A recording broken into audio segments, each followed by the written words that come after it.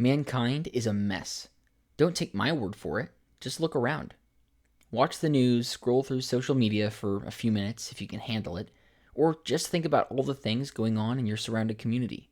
Drug addiction, divorce, child abuse, lying, and stealing are just a few examples. So, how did all of this start? Well, in the Bible, God describes mankind's descent into evil in Genesis chapter 3. Mankind's sinful history starts with a couple named Adam and Eve. They were the first human beings made by God to fellowship with Him.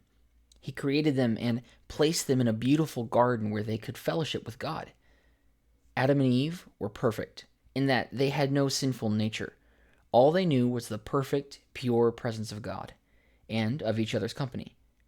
God only gave them one rule. They could eat of all the fruits of the trees of the garden except for the tree of the knowledge of good and evil. God had designed Adam and Eve to live forever, but He warned them that if they ate of this tree, that they would surely die.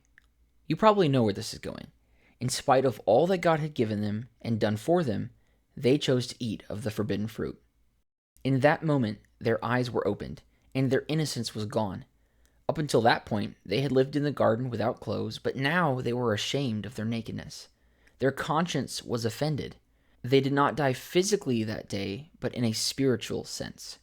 They attempted to make themselves clothes by sewing fig leaves into aprons. When God came down to visit with them that day, they were ashamed and hid themselves. But God knew what they had done. The fig leaf aprons were insufficient, so God killed an innocent animal and made them coats of animal skins. This pointed to the coming sacrifice that would one day cover all of the sins of all mankind. Just like Adam and Eve, people today do two things that drive them away from God's grace. The sinful nature has been passed down through generations. First, we rebel against God. Atheism, paganism, lying, hatred, you name it. We have all rebelled against His perfect standard. Secondly, we try to establish our own righteousness. Just like Adam and Eve tried to cover their own guilt with the fig leaves, we try to make ourselves worthy of God.